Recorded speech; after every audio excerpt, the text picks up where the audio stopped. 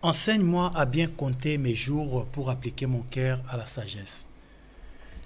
C'est très important de savoir bien compter ces jours pour que notre cœur ne puisse pas s'éloigner de l'Éternel. Bienvenue dans notre émission sur la réflexion. Il est temps que le peuple de Dieu s'élève pour prendre le temps de réfléchir par rapport à ce qui se passe dans nos vies et par rapport à ce qui se passe dans notre nation où nous vivons. Partout où vous êtes appelés à réfléchir, vous êtes appelés à voir des choses comme elles vont, à analyser, à examiner, à se poser des questions pour trouver des solutions. Dieu nous a donné toutes les capacités afin de résoudre les problèmes qui peuvent nous arriver. Il n'y a qu'un homme qui réfléchit arrive à résoudre des problèmes. L'émission sur la réflexion nous interpelle à prendre le temps sur ce que nous faisons, sur ce que nous allons faire pour que nous puissions aller de l'avant. Je ne suis pas seul sur notre plateau de l'émission sur la réflexion. Je suis avec le pasteur Constant. Aujourd'hui, exceptionnellement, il n'est pas seulement seul, il n'y aura pas seulement le pasteur Constant. Nous avons un duplex avec notre apôtre William à partir de Londres qui va intervenir sur notre plateau et de l'émission sur la réflexion. À la réalisation, bien sûr, nous avons notre bien-aimé Christian que nous saluons, que Dieu bénisse et que Dieu accorde encore la grâce. Et nous voulons aussi vous dire, notre ligne téléphonique est ouverte. Vous pouvez appeler aussi pour participer à l'émission sur la réflexion, poser des questions qui cadrent vraiment l'idée de l'émission de ce soir, bien sûr. Donc, la ligne est ouverte, les numéros s'affichent sur vos écrans.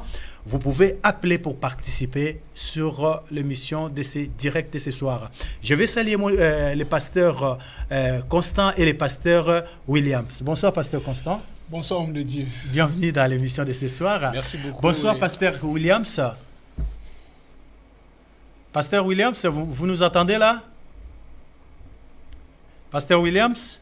Ah, il est parti. Il est parti.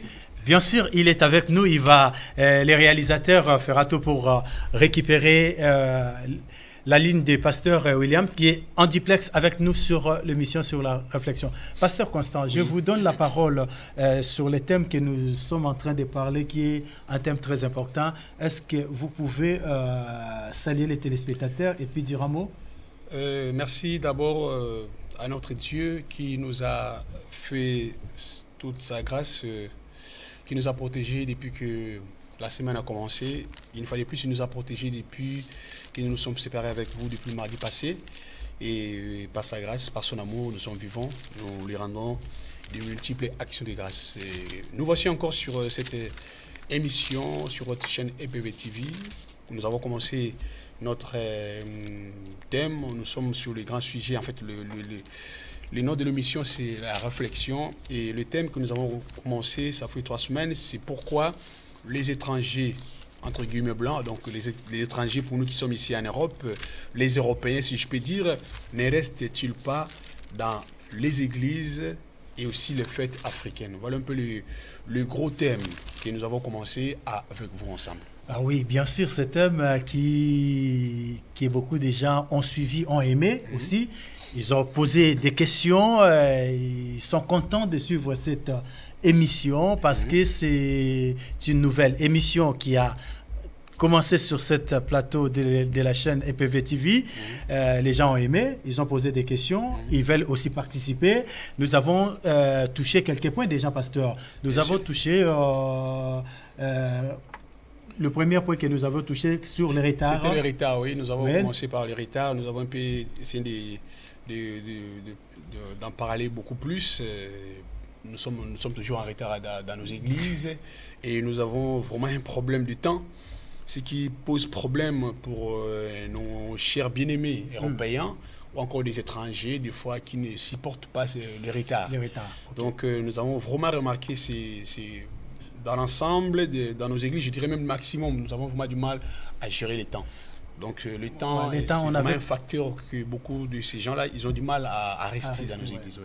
Si le réalisateur a récupéré le pasteur William, ils peuvent nous... Pas encore, je crois. Pas encore, ok. Ouais.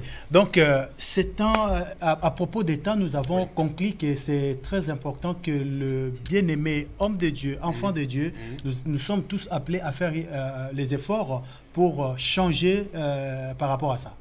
Bien sûr, on est obligé de faire vraiment un effort. Oui. Je sais que ce n'est pas évident pour nous qui sommes ressortissants des pays africains dans l'ensemble. Nous avons un problème sur ces points-là, le retard. Donc, le temps, on a du mal à gérer.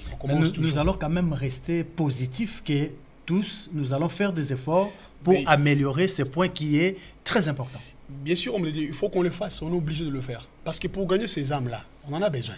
Ouais. Ce sont les âmes du Seigneur, Dieu en a besoin. Et c'est leur culture, on ne peut pas le changer. Et ce n'est pas à eux de s'adapter à nous, et c'est à nous de s'adapter à leur culture. Donc, pour eux, facteur heure par facteur temps, c'est la ça devient comme un devoir, en fait. Oui, c'est un devoir. Ça devient un devoir pour nous. Bien sûr, on est obligé de passer par là. On est obligé. Nous vous donnons ces devoirs et nous nous donnons aussi ces devoirs à tous à faire des efforts pour changer cet comportement qui dérange le bien-aimé, qui fait fuir le bien-aimé et qui ne réjouit pas aussi le cœur de Dieu. Quelque part. Je ne peux pas dire si ça réjouit le cœur de Dieu ou pas, mais ce que je sais, c'est que lorsque les âmes s'en vont, Dieu n'est pas content. Ça fait contrement à la mission que Dieu nous a donnée. Okay. C'est-à-dire que la mission que Dieu nous a donnée, c'est aller dans le monde et gagner les âmes. Donc nous sommes là justement pour gagner ces âmes-là. Nous en avons besoin, réellement besoin. Il faut qu'ils viennent au Seigneur, il faut qu'ils viennent. Donc Dieu, je ne pense pas qu'il s'est réjoui sur... Dès qu'ils sont là. En fait, ils viennent, on les gagne, mais s'ils ne restent pas, où est l'intérêt de Dieu sur ça? Je ne pense pas que Dieu sera content. Okay. Je ne pense pas du tout. Nous passons, c'était le premier point que nous avons pu passer beaucoup de temps sur ce point-là. Nous n'allons pas rester là-dessus. Et le deuxième point que nous avons pu soulever, c'était le bruit que nous faisons souvent dans nos communautés ou dans nos fêtes. Ce n'est pas seulement dans les églises et dans nos fêtes.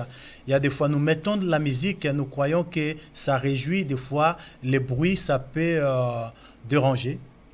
Ça dérange. Ouais. Et il y a des enfants, nous ne tenons pas compte, il y a des femmes enceintes, il y a des gens malades qui sont tout autour de nous, mais nous mettons le bruit qui les rend encore plus malades que prévu. Bien sûr, déjà, sur ces points, les bruits, c'est aussi un point qu'on néglige. Mais il y a beaucoup de ces gens, ils ont du mal à rester.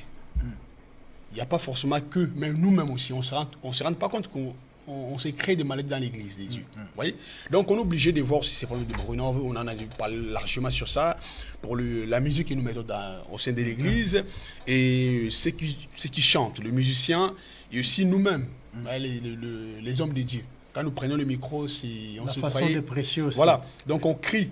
Oui, donc on ne se rend pas compte que les micros ont été créés au fait pour justement nous amplifier aider. Amplifier notre son naturel. Donc ça ne sert à rien du tout de crier sur le micro aussi longtemps que le micro... Donc on ne sait pas avec le micro en fait. Non, en fait... je sais pas si on veut l'aider en fait. On aide les voilà. micros. Donc ce sont des matériels qui ont été formés, en fait créés pour nous aider. Pour nous alléger la tâche. Donc, moi aussi, je faisais ça. Hein, oui, parce que là, on se dit, écoutez, en fait, les gens qui nous ont précédés, nos patriarches, nos aïeux, vers les années, je ne sais pas, Moyen-Âge, tout ça, l'âge de la pierre polie, l'âge de la pierre taillée, à cette époque-là, il n'y avait pas le micro, voyez-vous. Ce qui fait que, par la grâce de Dieu, Dieu nous a aidés, à aider les humains avec les connaissances que nous avons actuellement. Et on a créé les micros. Jésus montait dans la barque pour être à l'auteur par rapport au peuple, afin que sa voix sort pour amplifier sa voix par rapport à sa position et par rapport au peuple en fait. Mais nous avons tous les outils, il y a des baffles, il y a des amplificateurs, il y a tout, mais on crie quand même, c'est dommage. Hein, bon. C'est un peu dommage, homme de Dieu, c'est un peu dommage dans ce que je disais, on fait nous-mêmes on rétro-pédalage. C'est-à-dire que on veut retourner encore vers le Moyen-Âge, tout ça, okay. voilà, à l'âge de la pierre polie, pierre taillée. Donc, ce que je disais, donc, les micros ont été faits pour nous aider. Mais il y a beaucoup des hommes de Dieu, même les musiciens, ils vont mourir tôt, comme je dis la fois passée, à cause des cris, à cause des bruits, parce qu'on force, comme je disais, au niveau de la gorge. Je prends un exemple, comme je disais la fois passée, le musicien du monde. Peu importe, musiciens païens, chrétiens, entre guillemets, il y a de ceux qui vivent... Qui ont des professeurs, qui ont tout. Exactement, ils ont des professeurs de danse, professeurs de la voix, professeurs de la gastronomie, etc. Même pour manger, il y a des choses que... Même là aussi, on va... Même pour manger, parce que la gorge, il y a des choses qu'elle supporte, d'autres choses qu'elle ne supporte pas. Voyez-vous, ils ont des Européens, quand tu le manges, à chaque fois qu'ils le mangent, à la fin, afin de prendre sa dîner, je ne sais pas quoi, son dîner, et ils sont obligés de prendre, même, je dis à la fin, manger tout ce que vous voulez, dessert, tout ça, à la fin, il est obligé de prendre un petit café, quelque chose de chaud. Pourquoi? C'est pas ça. C'est pour nettoyer tout ce qui est l'huile, la graisse, pour que la gorge reste saine, tout ça. Donc il faut qu'il y ait... qu'on ne peut pas dormir avec des... Mais nous, des fois, on mange, tu manges une grosse semoule, avec comme nous, le moment quand il fait le pondou, tout ça, l'huile, j'ai fait le coup, tout ça là, l'huile de palme, et après tu dors, après tu ronfles. Tu vois là, tu dors avec l'huile à la gorge. Et or, tu oublies, quand tu dors comme tu te réveilles le matin, tu es malade. Obligé. Même ta voix. Or, après manger, il est conseillé de prendre un petit thé, un café pour nettoyer. On reviendra sur ce point-là, pasteur. Voilà. Comme c'est vraiment un sujet que nous allons prendre le temps de pouvoir en parler, on en parlera. Et aujourd'hui, comme nous avons pu commencer, si les réalisateurs a le pasteur Williams à partir de l'Angleterre, il peut nous le mettre. On attend, il n'est pas encore prêt, mais nous sommes là en duplex avec le pasteur Williams à partir de l'Angleterre. Et vous aussi, si vous voulez participer, poser des questions sur les réseaux sociaux ou sur la ligne téléphonique qui s'affiche sur vos écrans, appelez-nous, participez à l'émission de ce soir. Comme ça, nous allons tous nous allons réfléchir ensemble pour que nous puissions aller de l'avant et changer. Le changement ne tombe pas du ciel. Vous savez, il y a des choses que Dieu peut faire et il y a des choses que nous sommes appelés à le faire. Il y a la part de Dieu et la part de l'homme. Dieu ne viendra jamais faire ta part si tu ne comprends pas ta part de responsabilité. Dieu attend toujours l'homme qu'il arrive à la maturité, c'est ce que Jésus disait à Pierre, quand il sera converti. Cela voulait dire quoi? Quand tu vas comprendre bien les choses, quand tu vas atteindre la maturité, c'est alors que tu vas encourager les autres à comprendre aussi des choses. Vous savez, comme Pierre était flottant, il était roseau, il était tellement agité, il ne réfléchissait pas. Marcus vient comme ça avec son oreille, il espérait devenir souverain sacrificateur, il lui ôte son oreille à cause de Jésus. Mais il ne savait pas que ce qu'il faisait, ce n'était pas bien. Pour lui, ôter l'oreille de Marcus, c'était quelque chose de bon parce que Marcus, ils sont venus arrêter le Seigneur. Le Seigneur lui dira, remets ton épée. Il a remis son épée et le Seigneur a récupéré l'oreille de Marcus qui était tombée par terre. Il l'a remis à sa place. Parce que le besoin du Seigneur, ce n'était pas de faire tomber l'oreille de Marcus. Il y a beaucoup de gens aujourd'hui, sans réfléchir, ils pensent faire bien les choses, ben des fois on est dans l'erreur, sans le savoir. On pense que ce qu'on fait, ça va réjouir le cœur de Dieu. Des fois on pense, parce qu'il y a les pensées humaines, mais souvent on attribue ces pensées au Saint-Esprit. Or le Saint-Esprit n'est pas dans l'erreur.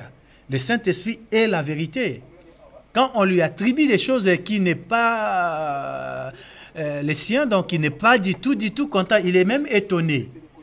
Donc nous devons prendre le temps de réfléchir avant de faire des choses. On verra qu'un jour, Pierre, quand il a atteint la maturité, il s'est retrouvé avec les païens. Quand il a vu Paul, il s'est esquivé. Or, quand Jésus était là, il a mangé avec les païens sans gêne. Il s'est chauffé avec les païens sans gêne. Il ne réfléchissait pas. L'Esprit Saint nous donne la réflexion. Il y a des choses que nous sommes appelés à éviter parce que c'est très important dans la réflexion. Si vous avez des questions, vous pouvez poser. Nous sommes là pour réfléchir ensemble. nous allons entamer les points que nous avons pu commencer le mardi passé, qui étaient sur le parole que nous apportons dans nos communautés ou les paroles que nous apportons aux autres. Je laisse la parole au pasteur Constant. Ok, merci beaucoup. Comme le pasteur a beaucoup détaillé sur le but de cette émission. Bon, le troisième point, nous allons aborder sur... nous avons déjà commencé, c'était sur les genres de messages. Les genres de messages qu'on donne, qu'on ramène à l'église. Voilà. Donc, le premier point, j'avais dit, bon, c'est pas ce que moi je dis, c'est que moi j'ai constaté. Voilà. Avec beaucoup de bien-aimés. C'est un constant par rapport à la réflexion. Je fais, voilà. Donc, le premier message, le premier point, le message de la prospérité. Voyez-vous? Donc, nous oublions, lorsque des fois nous arrivons devant la... Encore, Dieu nous a donné la grâce, cette faveur d'être homme de Dieu, serviteur de Dieu. Et nous, qui sommes venus de l'Afrique, je parle de nous parce que je vois ça sur ceux qui sont venus de l'autre côté. Donc, on se laisse beaucoup plus sur des messages qui ne sont pas appropriés. En fait, ces gens-là ne se retrouvent pas du tout. Je commençais par la prospérité. Donc, il y a des églises, il y a des hommes de Dieu qui commencent ce message de la prospérité du 1er janvier au 31 décembre. Or, ce n'est pas vraiment ça le but. Donc, imaginez-vous, il y a quelqu'un ou un étranger qui est déjà béni. Bon, je parle de béni, la fois que j'ai déjà expliqué. Il a des matériels, il est riche, entre guillemets. Mais, comme je disais la fois passée, qu'il y a ceux qui sont riches matériellement, mais on ne le voit pas physiquement. On ne le voit pas. Mais chez nous, là-bas, on se voit, parce qu'on se voit, il a un gros ventre, il a des voitures, des 4x4 garées derrière à la sortie de l'église, il a des moyens, quand vous demandez l'argent, il est toujours là, il se lève sur sa main. Mais ici, c'est rare, on ne le voit pas. Mais des fois, imagine que quelqu'un qui est là, il fallait qu'il y ait de la prospérité, de l'argent, mais lui, il va se dire, mais attendez, si c'est ça l'église, je préfère rester chez moi, parce que j'ai de l'argent, j'ai tout, j'ai du matériel. C'est-à-dire qu'on risque que ces gens-là ne restent pas. Ce n'est pas vraiment le message. C'est bien, moi, comme je disais là, même moi j'en parle. Mais ce n'est pas ça la base du message. Ce n'est pas ça la base de notre appel. Ouais, pasteur, il y a des sortes de la prospérité. Il y a la prospérité qui émane de la spiritualité et la prospérité qui est matérielle. La plupart, comme vous venez de relater, ils parlent souvent, il faut préciser en fait, je vais vous rendre la parole. Non, pas de souci. Donc, la plupart parlent de la prospérité financière, la prospérité matérielle. Donc ils oublient qu'il y a des sortes de la prospérité. Donc cela fait que les gens oublient. C'est comme les jeunes hommes riches dans la Bible. Il était tellement riche, mais il était venu suivre Jésus. Jésus lui a montré la prospérité qui était contraire à la prospérité qu'il possédait en fait. Parce que Jésus pouvait aussi lui parler, je vais te bénir. Tu vas devenir encore riche. Mais on l'appelle déjà jeune homme riche. Comme vous venez de dire là, les gens là qui viennent, ils ont déjà l'argent. Il n'a pas besoin qu'on lui parle de l'argent, pareil que jeune homme riche. Il n'avait pas besoin de ça, pasteur. Mais c'est ce que je dis, ce que je disais au départ, que des fois on oublie. En fait, je n'ai pas dit que c'est mauvais, non, je n'ai pas dit ça, c'est pas mauvais. Donc, c'est pas le message de base. Donc, quelqu'un qui arrive, qui est déjà, il est béni matériellement, je peux dire, il va dire, mais c'est venir à l'église pour avoir l'argent. Moi, j'ai déjà de l'argent. J'ai des voitures, j'ai tout ce que je veux. Mais à quoi sert d'être à l'église? Donc, au bout de quelques temps, il va partir. Et en plus, des fois, quand nous on parle de prospérité, on est limité. Que maison, voiture, le papier. C'est ça. Et avec ça, on s'arrête là. On tourne sur la prospérité matérielle qu'on a la connaissance, en fait. Voilà. Non, pas la connaissance. C'est par rapport à nos besoins. Nos besoins, nos besoins. Comme nous, les immigrés qui sont... Voilà. Prenons un immigré, quand nous arrivons, la première chose, c'est quoi? C'est des papiers. C'est-à-dire que même un passé, quand il arrive ici en France, ou encore ici en Europe, c'est quoi d'abord? C'est le papier. Donc déjà, quand on commence à prêcher, tu vois... On oublie que dans l'église, il n'y a pas que ceux qui... Il y a des ceux qui sont nés ici, il y a des ceux qui n'ont pas besoin de papier, qui sont nés ici, qui sont... Quand tu parles de papier, ils disent, c'est quoi le papier? Ils ne comprennent même pas. Parce que moi, une fois, j'ai posé une question avec un ami que je connaissais, je parlais de la prophétie, il m'a dit, je n'ai jamais été à la prophétie, moi. Parce que les Français, normalement, eux, quand ils vont à la prophétie, c'est des voitures. Carte grise, c'est tout. Parce que tout ce qui est identité, c'est à la mairie. Lui, comme il n'a pas de voiture, il a dit, bon, moi, je ne connais même pas la prophétie. Maintenant, quand je suis prophétique, il faut aller, c'est quoi les papiers? En fait, tu vois, donc, en fait, des fois, ils ne se retrouvent pas du tout. Maintenant, tu oublies que dans l'église, il y a ces gens-là. Tu parles de la prospérité, prospérité, matériel. Et recevez les papiers, les visas, comme il faut dire. Visa. Attendez. Mais moi, pour aller aux États-Unis, je n'ai pas besoin de visa, je n'ai pas besoin de faire la prière. C'est-à-dire que quand on parle beaucoup plus de la prospérité, il y a des ceux qui ne se retrouvent pas.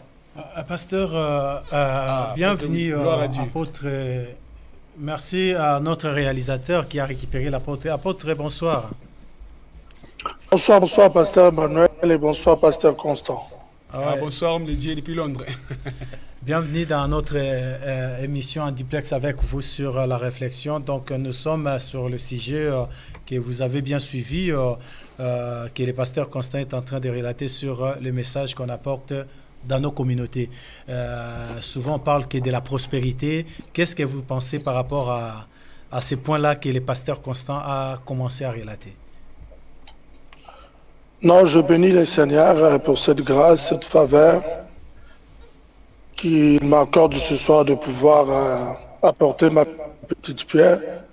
Déjà d'entrain de jeu, je voulais remercier le pasteur Constant, au même moment le pasteur Emmanuel, parce que dans une communauté, surtout dite chrétienne, quand il n'y a pas de moment d'action comme ça autour de la parole de Dieu pour comprendre le fondement biblique auquel nous sommes conduits avec, il y aura toujours de grands moments de confusion.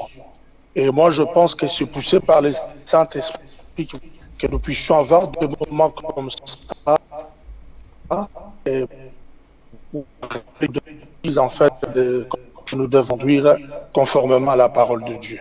Donc, pour rajouter quelque chose à ce que le pasteur Constant dit, il y a une confusion au niveau du message, effectivement.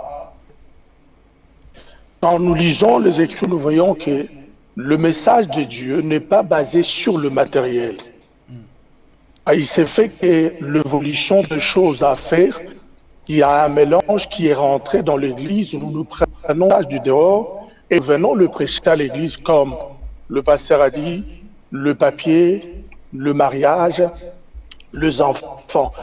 Christ n'est pas venu pour le mariage, ni pour le papier, ni pour les enfants. Christ est venu pour sauver l'homme qui était perdu, qui était au départ créé à l'image du Père. Alors pour être sauvé, la Bible nous montre qu'il n'y a qu'un seul chemin, nous devons passer par Jésus. C'est lui l'intermédiaire. Il était venu en fait nous réconcilier. Et lorsque nous passons notre temps, prenons le cas ici en Europe, vous parlez de choses comme le mariage, les enfants. Savez-vous, il y a des gens qui ne prient pas, qui ont facilement le mariage, les enfants ou l'argent. Oui.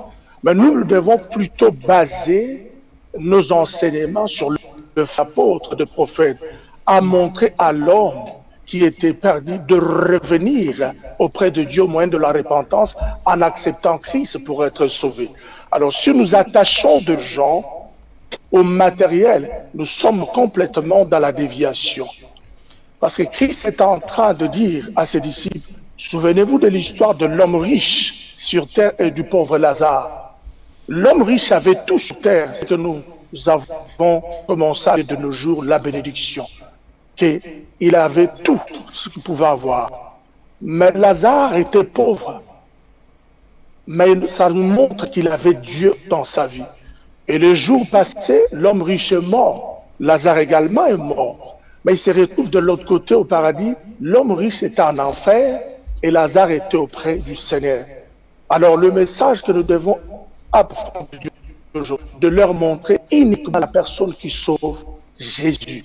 Alors le matériel, le mariage, la bénédiction dite financière, ce n'est pas un péché en soi, mais ce sont le rajout, ce sont des surprises. C'est pourquoi Matthieu 6, 33 déclare « Cherchez premièrement le royaume de Dieu ». Ça, c'est dans la bouche du Maître, Jésus qui dit. Alors le reste vous sera donné par Dieu. Mais aujourd'hui, nous remarquons que nous avons inversé l'ordre des choses. Nous prêchons le matériel, nous prêchons le mariage, nous prêchons les enfants, mais nous savons que ces choses-là ne sauvent pas.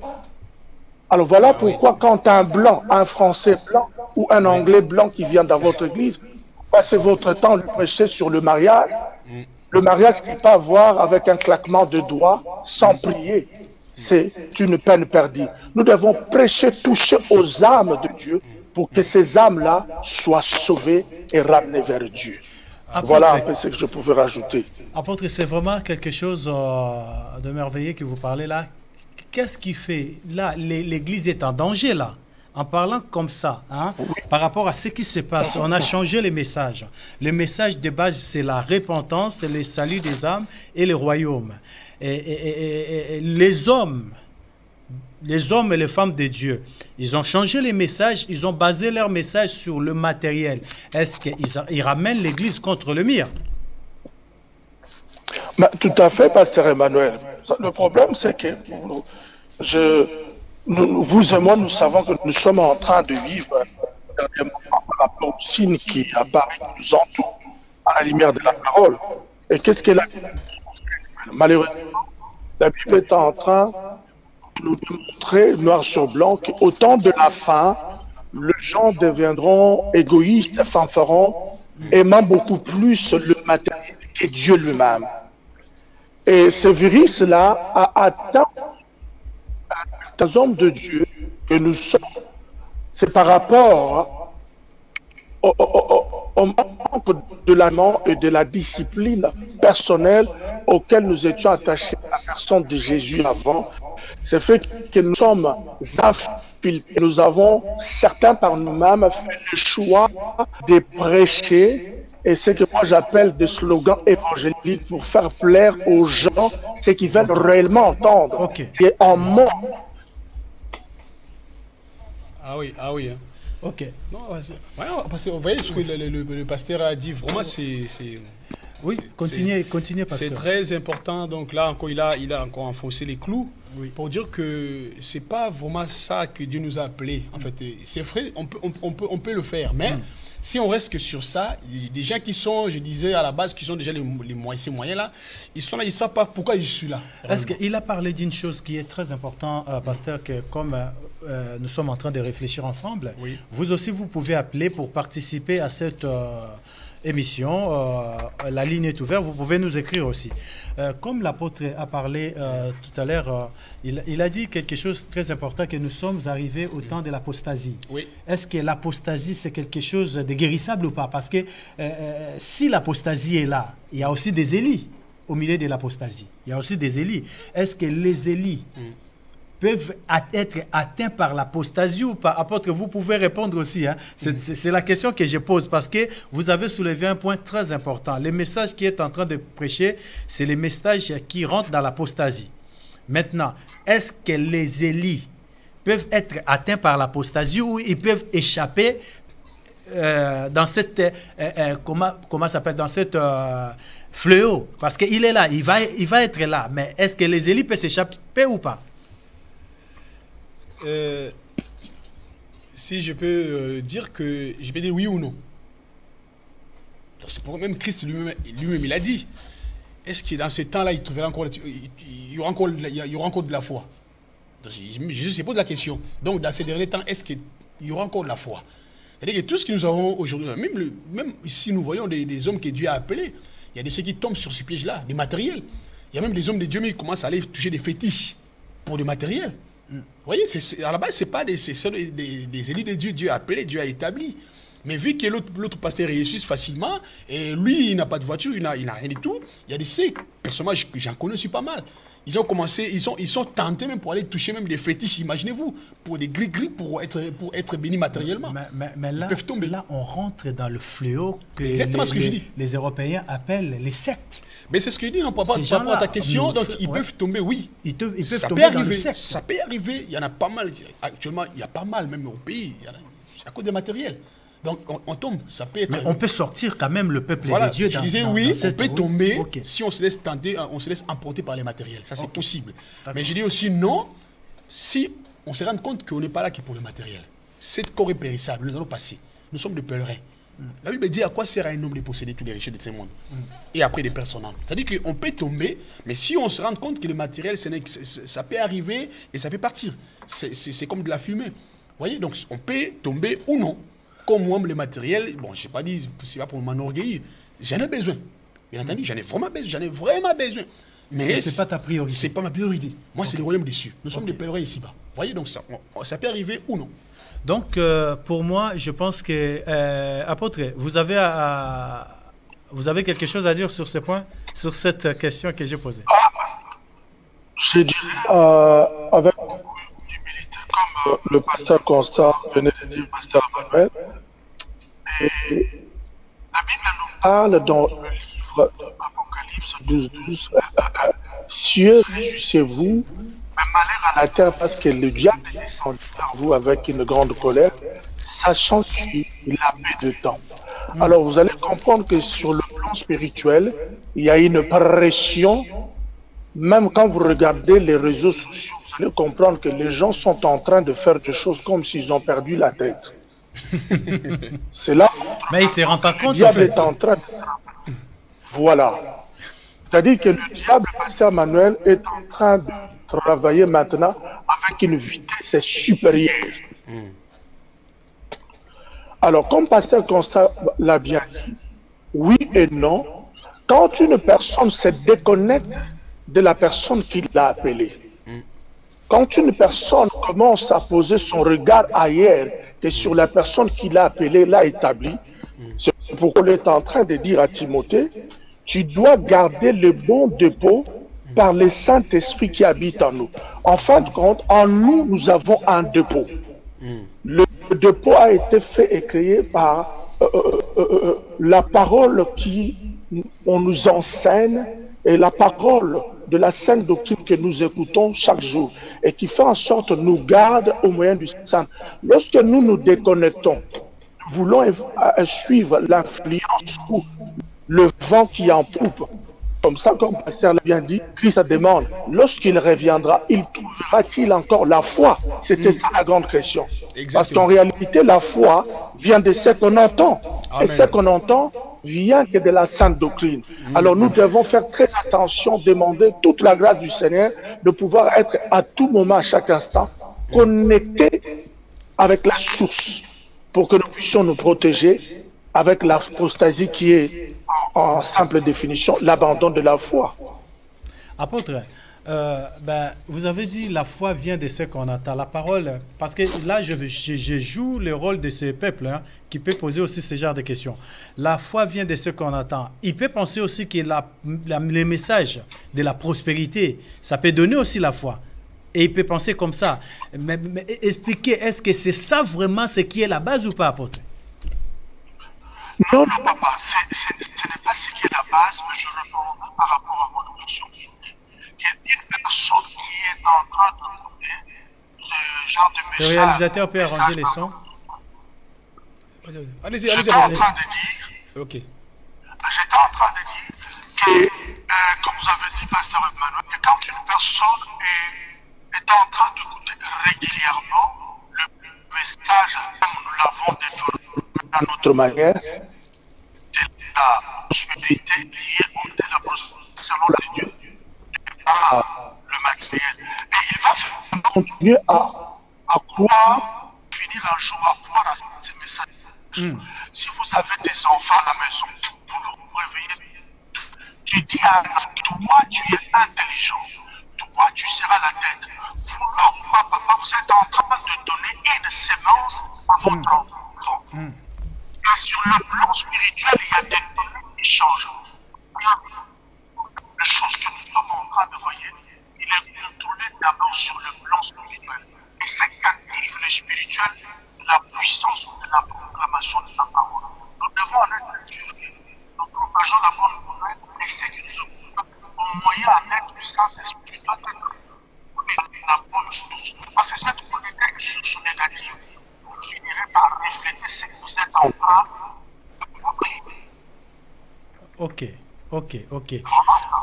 Ok, merci beaucoup, apôtre. Merci beaucoup, apôtre. Apôtre voulait simplement dire que ce message qui est apporté tous les jours apporte une sémence aux oreilles de ceux qui entendent ce genre de messages.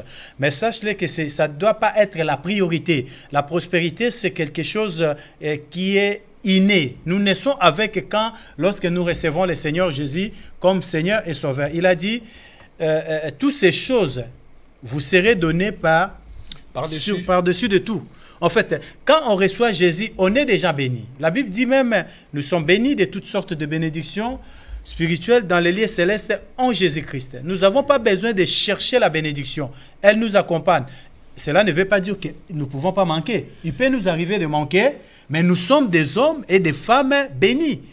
Nous n'avons pas le temps à aller gêner, prier pour être bénis. Ben, ça, c'est... on sort du cadre de la parole qui nous a été donnée. Pasteur Constant. Donc, pour clôturer cette partie des parties prospérité, conseil, on ne doit pas forcément rester sur ça, donc il faut qu'on parle un peu.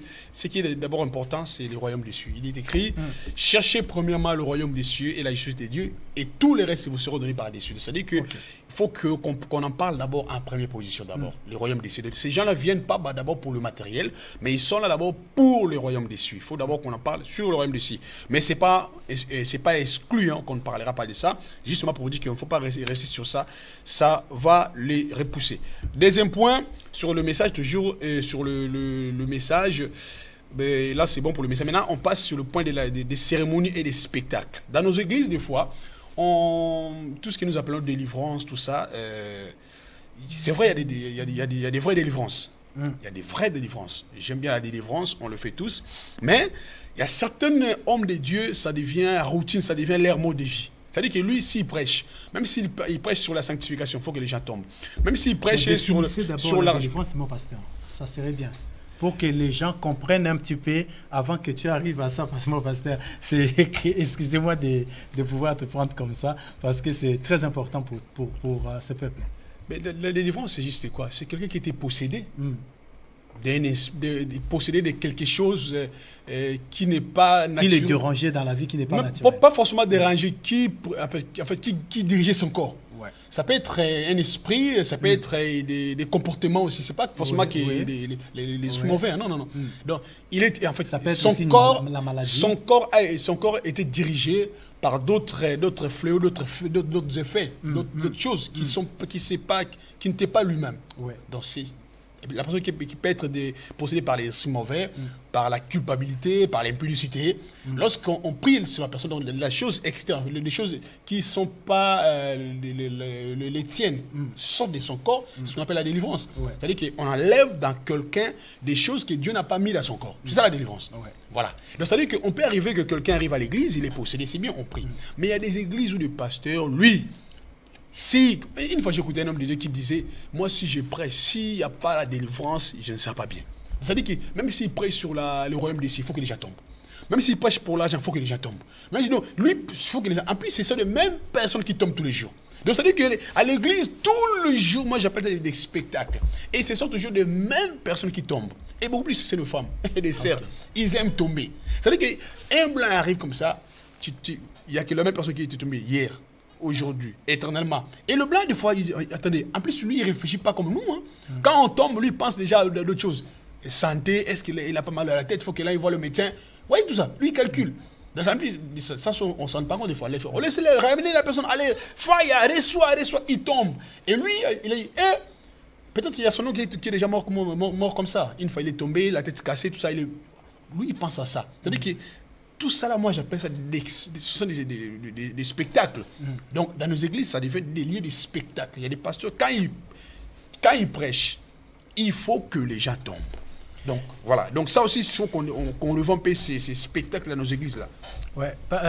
Apôtre, qu'est-ce que vous pensez par rapport à ça, par rapport à la délivrance, par rapport à tous ces spectacles des cérémonies qui se passent dans des communautés que nous avons aujourd'hui, qui est tout autour de nous. Merci beaucoup, pasteur Emmanuel. En fin de compte, la délivrance, pour dire vrai, est biblique. C'est une vérité biblique. Christ l'a pratiqué comme le pasteur Constant vient de le notifier sur son aspect d'une personne qui était possédée. La Bible est en disant qu'il y a sa parole et sa parole les guérit. La délivrance est un processus où lorsqu'une personne a la grâce de la parole touchée par le Saint-Esprit, pour le déplacer d'un point A à un point B, ça qui veut veut sortir d'une situation quelconque pour lui donner une certaine liberté. De la même manière, nous voyons l'image des enfants d'Israël qui étaient donc esclavages en Égypte, à délivrer pour leur donner du repos. Mais maintenant, ce que nous voyons, nous constatons aujourd'hui, le mot du pasteur, c'est vraiment à spéculer. Et à la fois décevant, pourquoi?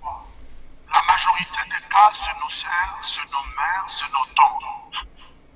L'habitude de tomber, nous ne savons pas par quelle magie, par quel numéro. En réalité, le fait de tomber aujourd'hui, après-demain, cela ne signifie pas vraiment la délivrance. La vraie délivrance aujourd'hui, très pratique.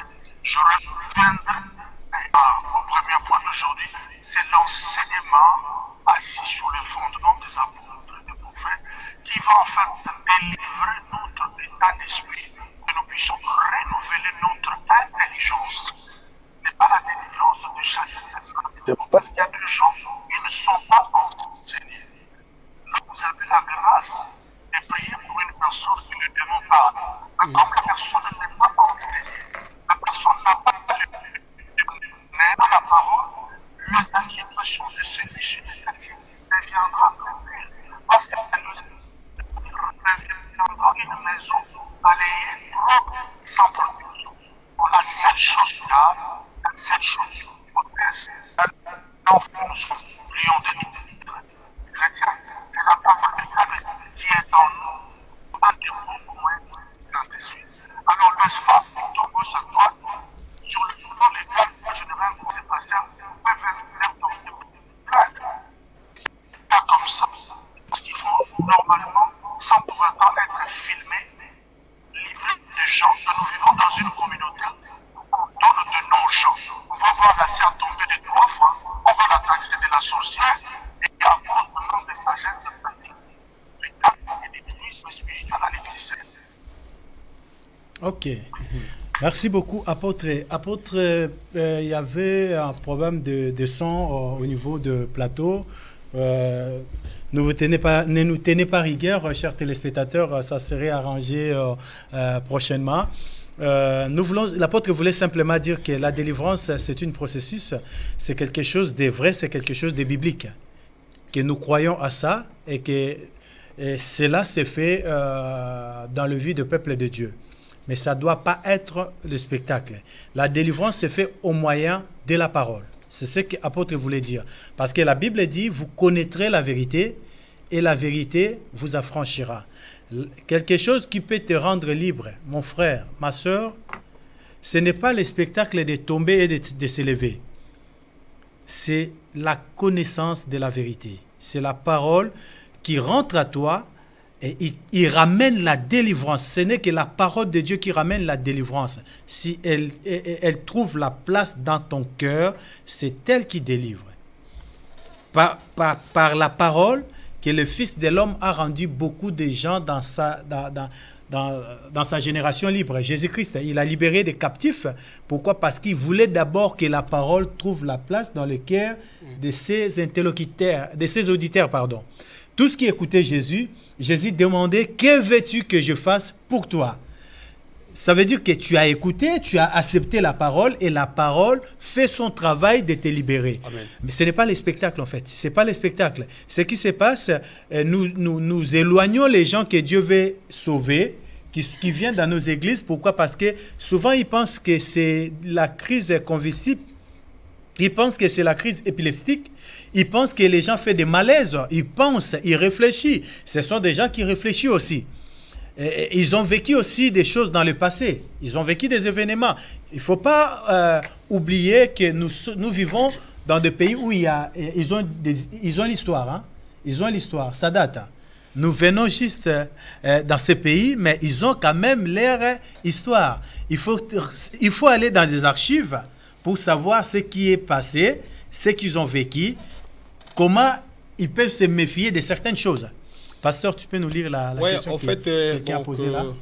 Donc, la régie nous signale, en fait, l'apôtre est depuis Londres, pour ceux qui viennent nous joindre, parce que l'apôtre Fakamoussi, William, il est avec nous sur le duplex des PVTV à Londres. Donc voilà, donc c'est un problème de son qu'on a. Et c'est pas grave, de toute façon, vous comprenez déjà de quoi il s'agit. Donc en fait, il a aussi dit que ce qui est le problème des filmages. C'est-à-dire que pendant la délivrance des églises, il y a des églises qui commencent à faire la pub. Donc c'est-à-dire que les gens tombent, ils prennent des caméras, ils filment, ils mettent sur les réseaux sociaux. Or, nous oublions que ces gens aussi ont leur vie privée. C'est-à-dire que quand quelqu'un tombe, prenons une sœur qui s'est habillée en jupe, lorsqu'elle tombe, elle ne se rend pas compte comment elle va tomber. Et vous filmez avec vos caméras. En plus, ces gens qui ne sont pas professionnels, qui sont des amateurs plus, ils n'ont pas la notion d'audiovisuel, ils n'ont pas de notion d'éthique ou encore de la déontologie dans ces domaines-là. Et ils balancent des images sans pour autant vérifier ou encore demander l'aval de ceux qui sont tombés. C'est-à-dire que nous, ici en Europe, si tu peux aller en prison parce que tu as exposé un individu sans son autorisation. C'est-à-dire que nous filmons des spectacles, moi je passe à des spectacles des fois, sans pour autant. Moi j'aime bien, il y a des églises, quand on commence à prier pour les gens, on arrête des caméras, on filme. Si vous filmez, c'est pour garder un souvenir de l'église, mais pas exposé. Ça fait vos publicités. Il y a des sœurs qui deviennent même dévêtis, ils tombent et ils sont vraiment dévêtis, donc on balance ces genres d'images. C'est ce que je dis, sur les réseaux sociaux. Même ceux qui font ces les gens les travail, il faut qu'ils apprennent aussi. Et l'école, il n'y a pas que le pasteur, même ceux qui sont les travail. C'est-à-dire quand vous filmez des choses comme ça, avant de balancer, il faut d'abord analyser vos images. Est-ce que c'est important de balancer ces images-là? C'est-à-dire qu'en gros, oui, encore en finalité, on fait la pub de votre église. Pasteur, ça tue le monde. On fait la pub à cause de ça. C'est-à-dire qu'on fait la pub sur ce qu'on appelle, ce que nous disons sur la faiblesse des gens, en fait. Les gens tombent, voilà. Normalement, on n'a pas le droit de le faire. Vous voyez, donc c'est-à-dire que ces points-là, il faut le revoir parce que ces gens-là, ils ne peuvent pas rester. Les Occidentaux ou les Européens, quand ils viennent, ils voient ces gens des spectacles, soit ils vont partir, mais on n'a pas dit qu'on va prier. La Bible dit que voici les miracles qui accompagneront tous ceux qui ont écrit. À mon nom, ils imposeront le main aux malades. Ils chasseront des démons. Tout peut arriver. Pasteur, oui. Il y a une question. Ils imposeront les mains aux malades. Oui. C'est pour que les malades tombent, comme on voit aujourd'hui, ou ils imposeront les mains aux malades pour que les malades soient guéris. C'est ça qu'on voit aujourd'hui. Oui, à la base, c'est en fait pour que la personne soit guérie. Mais aujourd'hui, ce n'est pas ça. Ce qu'on voit, on imposera les mains aux malades et les malades tombent, ils se relèvent, ils restent toujours malades. Il y a une confusion. Ce que moi je dis, en fait, c'est mental au niveau de nous, les humains, encore le pasteur, nous tous, pas tous, mais une grande partie. Quand on prie pour que si la personne ne tombe pas, c'est comme si Dieu n'a pas agi. Non, on les pousse même. Hein, voilà, il y en a qui poussent, qui braquent, tu vois, il met son pied, il bloque ton pied droit pour que tu ne recules pas, pour que tu tombes. Donc, normalement, lorsque quelqu'un n'est pas tombé et on se croit qu'il n'y a rien ne fait. Lorsque quelqu'un tombe, on croit qu'il est guéri. Non, Dieu, c'est un Dieu de multisystèmes. La personne peut être guérie sans pour autant tomber. Il peut être guéri, il peut se faire guérir. Mais c'est la parole qui guérit, c'est ça.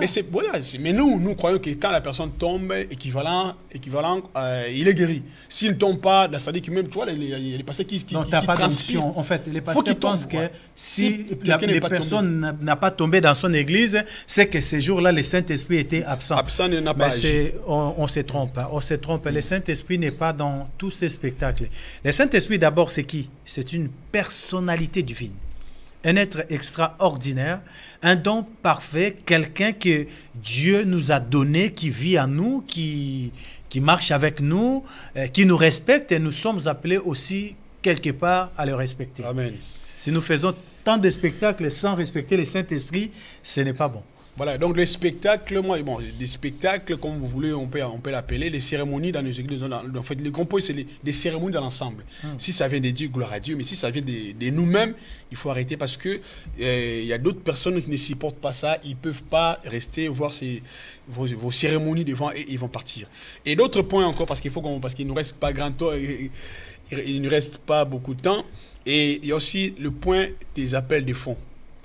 Avant d'arriver à la pasteur, oui. Je te prends une seconde seulement. Par rapport à ça, parce qu'on va clore ces points sur les spectacles. Nous avons des responsables, nous avons des papas, des mamans qui sont dans nos communautés, vraiment des responsables qui viennent et des autorités aussi. Je pense que si nous continuons avec ces comportements, nous allons faire fuir tous ces gens-là. Parce que tu fais tomber un papa qui a ses enfants dans votre communauté, soit disant que c'est l'onction, quand même c'est manque de respect. Quelque part, nous devons être aussi des hommes éduqués, même si le Saint-Esprit fait le miracle, le Saint-Esprit, c'est respecter les gens. Merci beaucoup, pasteur. Voilà, donc pour gagner du temps, parce qu'il y a beaucoup à dire. Et donc, comprenez un peu ce que nous commandons, ce que nous descendons, c'est pour aider quelqu'un. Je salue le pasteur Bavon qui nous écrit il y a tout le temps. Que pensez-vous pour le prédicateur qui pousse les gens à tomber pendant qu'il prie pour eux? Genre bousculer les gens. Donc, on a déjà dit ça. Donc, ça, c'est pour se faire voir. Parce que, comme je disais au départ, si quelqu'un ne tombe pas, lui n'est pas tranquille. Il est obligé, à chaque prédication, à la fin, il faut que quelqu'un tombe, hein, pasteur. Donc, je ne sais pas. Il croit que si la personne ne tombe pas, Dieu n'était pas là.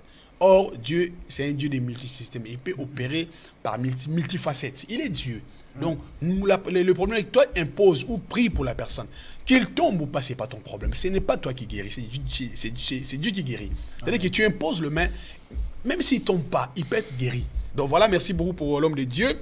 Et nous descendons la partie, je disais, pour les appels de fonds. Appel de fonds sans but fondé. Appel de fonds, ce n'est pas mauvais. Ce n'est pas du tout mauvais. Quel fonds d'abord, pasteur, expliquez. Ben oui, on va arriver.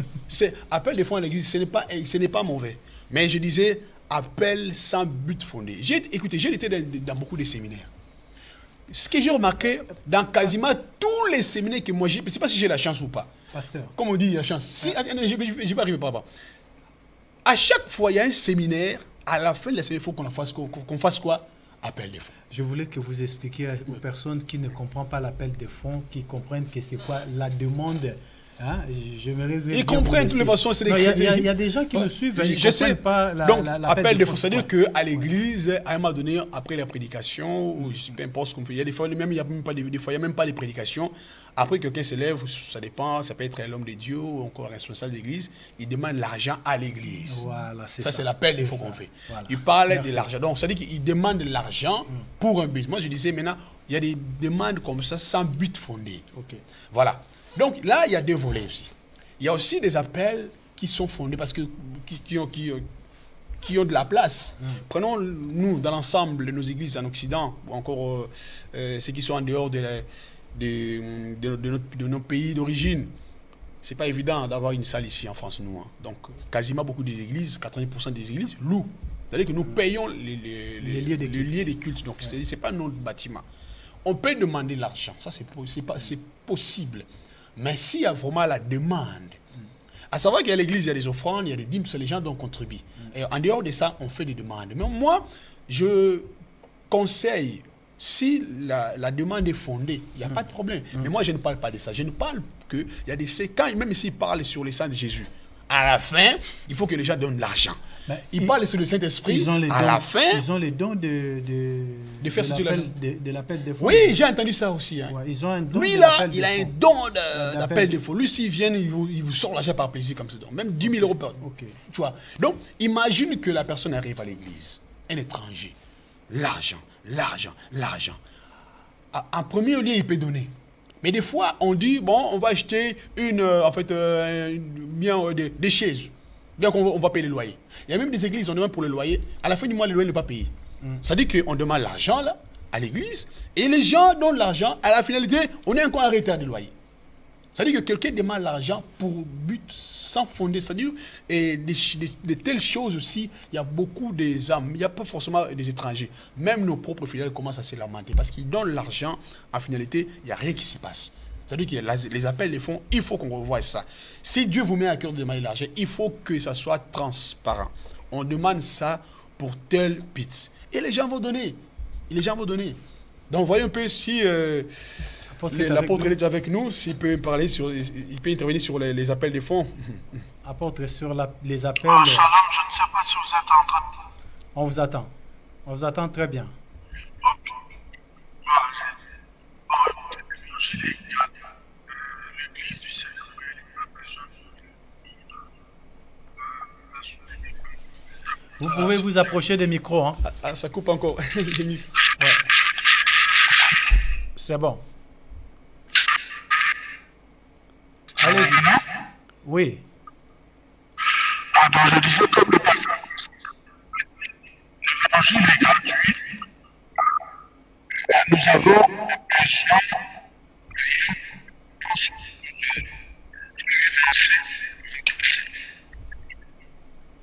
Arrangez un petit peu les micros, apôtre. Donc, je crois que c'est des problèmes de... Ok, bon, on va revenir chez Apôtre. On va revenir apôtre. On va revenir sur Apôtre. Donc, le cas, c'est le premier micro. Ouais. Ok, on va revenir sur Apôtre. Donc, homme de Dieu, sur le point là, c'est important. Si Apôtre, tu peux juste débrancher le micro, comme ça, tu te parles normalement, je crois que ça va aller. Hein. Donc, les points de l'appel, des demandes de l'argent, c'est très important d'en parler sur ce point parce qu'il y en a ceux qui sont venus, ils sont partis, ils sont restés à la maison parce qu'ils ont été déçus par rapport au comportement de la gestion de l'argent. Je pense que Jésus-Christ était le Seigneur. Quand il était sur la terre, il était organisé en matière de l'argent. Il ne gardait pas l'argent, c'est Judas qui gardait l'argent. Il était organisé. Jésus ne faisait pas les appels de dons ou les appels d'argent pour son organisation. Mais c'est lui qui disait à ses disciples de regarder qu'est-ce qu'ils ont afin de pouvoir organiser les gens qui venaient écouter Jésus. Je pense que l'apôtre est avec nous. Là, ça va. Je vais vous laisser parler. Après, je vais revenir.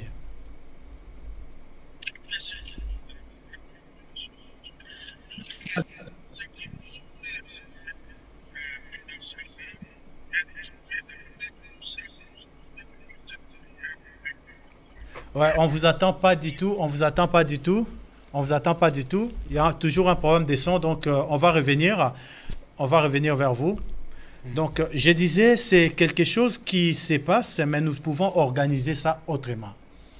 Nous pouvons organiser ça autrement pour ne pas être une pierre d'achoppement pour les autres et bloquer l'accès au royaume aux autres. Il y a des églises, la plupart des églises ici, que ce soit protestants, catholiques, on rentre dans ces communautés, on n'entend pas parler de l'argent, mais les gens donnent l'argent. Il y a même des églises où ils utilisent même des appareils à carte bleue, les gens donnent l'argent. Les gens mettent, parce qu'il y a des personnes qui ne viennent pas avec l'argent. Pasteur, tu sais, c'est l'organisation. Le point là, ça pourrit les... Disons clair, soyons clairs sur ça. Ça non, on va modérer un petit peu, pasteur. Oui, j'ai modéré, j'ai pas dit, j'ai pas modéré, mais soyons précis. Parce que c'est un point qui pourrit les églises africaines. Mais on peut arranger. Mais si, on est là pour ça. On n'est pas plus que... Nous aussi, on le fait. Ouais. Mais ça fait la honte. Ça dit que ça pourrit. Je me souviens la fois parce qu'il y avait un pasteur blanc qui a prêché sur ça. J'avais la honte. Il a dit clairement que l'évangile de la prospérité pourrit l'évangile. Or, ce sont des Africains qui nous ont ramené le réveil. Mais ils se sont tombés dans ces pièges de l'argent. L'amour de l'argent. L'amour de l'argent. C'est aussi la parole. La parole. Mais c'est ce que je dis. Si nous voyons dans la Bible, écoutez, on le dit, dans Actes des Apôtres, chapitre 4, on ne va pas lire tout parce qu'on n'a pas le temps. Actes 4, 31-37. Là, on voit l'histoire des apôtres. D'accord? Et si tu lis cette histoire-là, il y avait Pierre et les autres. Vous voyez, quand ils ont commencé à enseigner, je n'ai pas vu là où ils ont fait l'appel des fonds, quand même. Mais si tu lis cette histoire, tu vas voir que non, tu descends, tu prends les chapitres, même le chapitre 5, tu verras que les gens, les apôtres prêchaient la parole de Dieu. Amen. Tellement il y avait la gloire de Dieu, ce sont eux-mêmes les fidèles qui commençaient à ramener de quoi manger à l'église.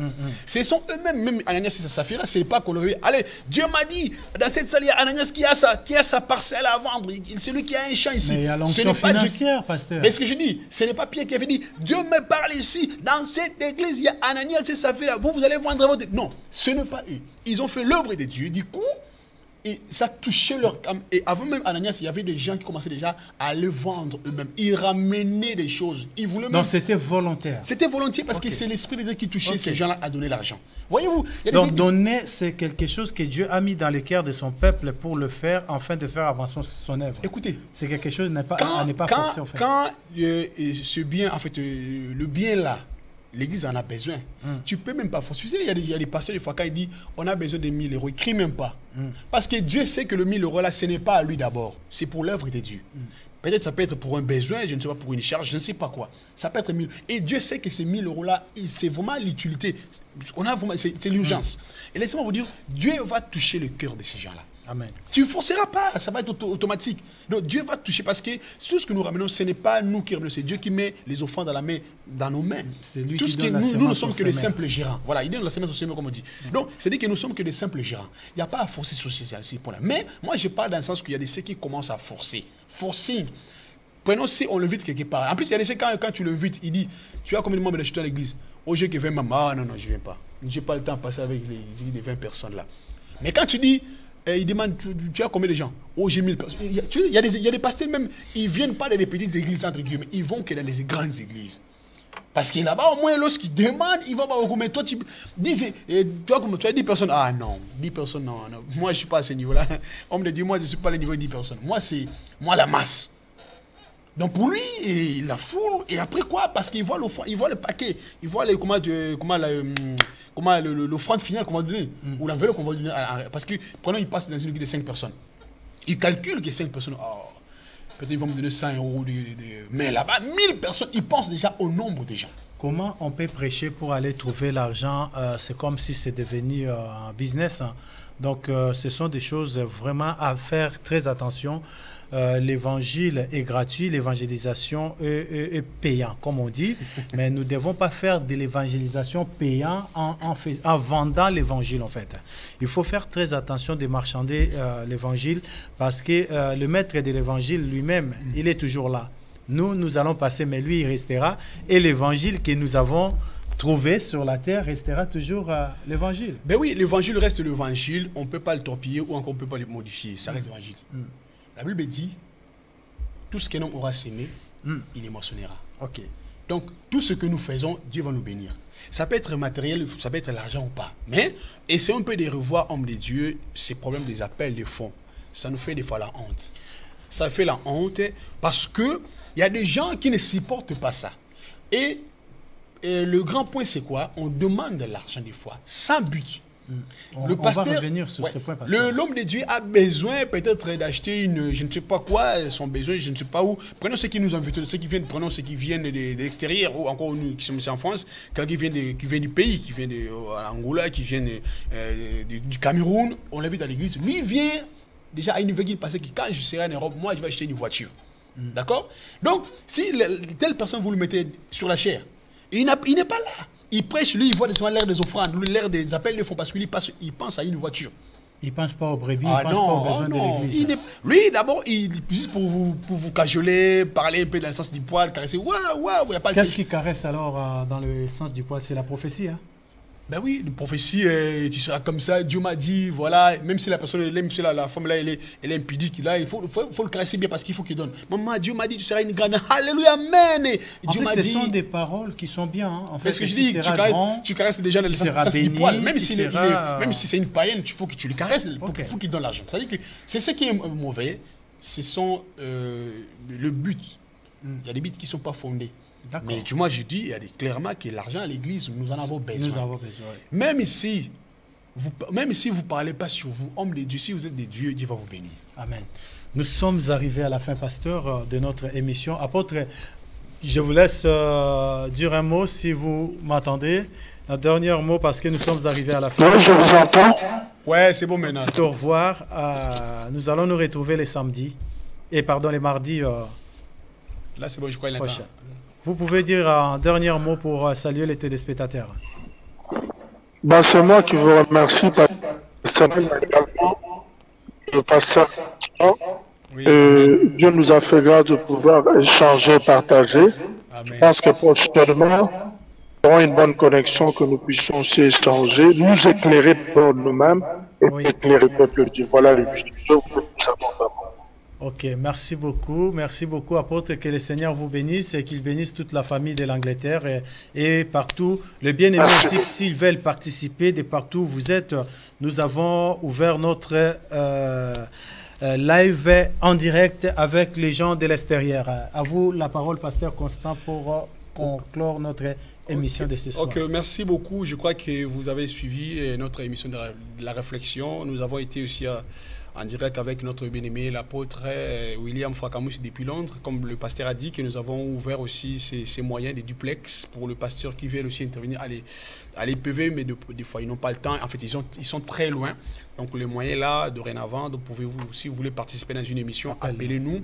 Nous allons vous dire comment ça se passe. Et chez vous, peu importe le lieu où vous êtes, vous serez en direct, en duplex avec EPV TV. Donc voilà, le but de l'émission, c'est justement pas pour nous condamner, mais pour nous aider. C'est la réflexion. On réfléchit seulement. S'il y a des choses qui ne vont pas, il faut qu'on les dise. On est entre nous en famille. Donc là, nous avons touché des points Et lorsque l'émission va continuer le mardi prochain, il y a encore des parties. Il faut que tu continues sur partie organisation de l'église, partie santé, partie nettoyage. Donc, il y a beaucoup de choses à toucher. Mais pour ce soir, on s'arrête sur la partie appel des fonds. Homme de Dieu, on n'est pas là pour vous condamner. On n'est pas plus que vous. On ne connaît pas plus que vous. Et justement, on se complète seulement. On a des conseils parce que ce sont des choses que les gens nous en parlent. Comme nous avons la garde de vous en parler. Et puis voilà aussi, on vous le balance tout. Donc, il n'y a pas que vous-même, moi aussi, des fois, je me retrouve sur ça. C'est-à-dire que s'il y a des choses à arranger, arrangez-les pour, bien entendu, aider ceux qui viennent des loin, en fait, des étrangers, même les nouveaux venus aussi. Il n'y a pas que des étrangers, non. Même s'il y a des ceux qui viennent, qui ont la mentalité, la culture d'ici. Ils ne peuvent pas s'intégrer si nous-mêmes on ne s'intègre pas dans ces choses-là. Il faut qu'on organise des choses bien. Et c'est bien de faire des choses bien pour le Seigneur. Nous avons un Dieu qui est ordonné, il n'est pas désordonné. La Bible dit, maudit soit l'homme qui fait l'œuvre de Dieu avec négligence. Voilà, le moment est là pour que nous partageons le moment, ces temps ensemble avec vous. Et je dis merci à tous ceux qui nous ont suivis. Merci à mon épouse, que j'aime bien. Maman a dit je t'embrasse là où tu es. Je crois qu'après ici, il va passer son émission. Hein. Et je dis merci aussi à Cocobar qui est déjà sur le plateau pour faire son émission ici dans quelques minutes. Merci beaucoup. Que Dieu vous bénisse. Que Dieu vous bénisse. Nous allons nous retrouver le mardi sur notre plateau de EPV TV.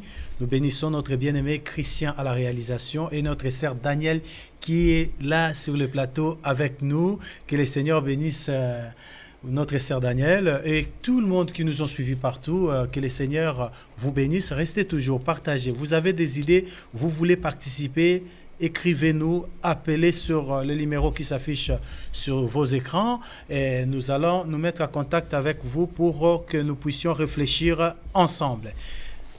La réflexion, c'est notre vie. À mardi. Au revoir, que Dieu vous bénisse.